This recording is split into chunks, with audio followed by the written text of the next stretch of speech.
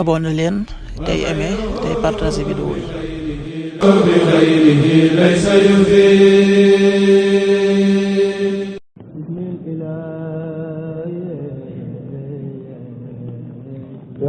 asalaamaaleykum mbokk yi, tey la alxames ñaar fukki fan ak ñaar ci rajab muy weeru ndeyu koor di juróom-ñaareelu weer ci atum junni ak ñeenti téeméer ak ñeent fukk ak juróom-benn ci gàddaay yonent bi sallallahu alayhi wa sallam dëppoo ñaar fukki fan ak ñett ci weeru janvier ci atum ñaari junni ak ñaar fukk ak juróom.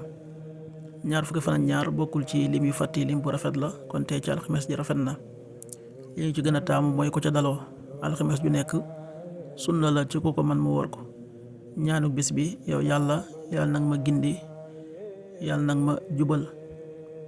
yow yàlla maa ngi lay ñaan nga gindi ma te jubal ma. allahumma hdini wa saddidni. allahumma inni as'aluka alhuda wassidaad.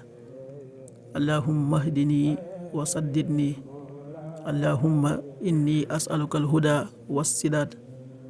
xadiisu bis bi: yonent bi sallallahu alayhi wa sallam nee na am na jigéen ju tàbbi sawara ci sababus muus mu jël tëj ko, nangu koo jox mu lekk te bàyyiwu ko mu fori.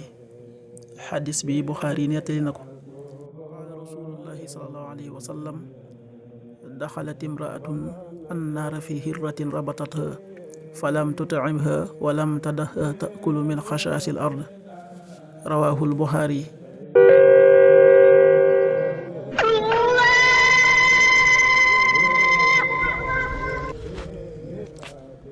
waxtu julli yi: suba waxtoom dana tàbbi 6h18 juróom-benn waxtu yu tegal fukki simili ak juróom-ñett. tisbaar 13h45 benn waxtu wu tegal ñeent fukki simili ak juróom. takkusaan 16h45 ñeenti waxtu yu tegal ñeent fukki simili ak juróom. timis 19h04 juróom-ñaari waxtu yu tegal ñeenti simili. gee 20h15 juróom-ñetti waxtu yu tegal fukki simili ak juróom. loolu mooy waxtu julli ci Touba ak li ko wër. bu fekkee nekkoo Touba soo ko féetee penku ñaar fukk ak juróom-ñaari kilomètre ju ne wàññil benn simili.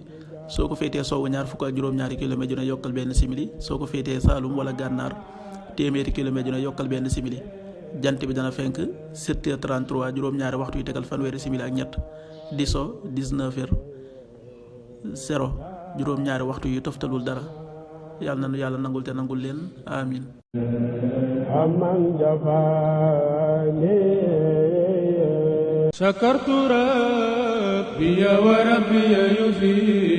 abonné leen tey aimé tey partagé vidéo yi.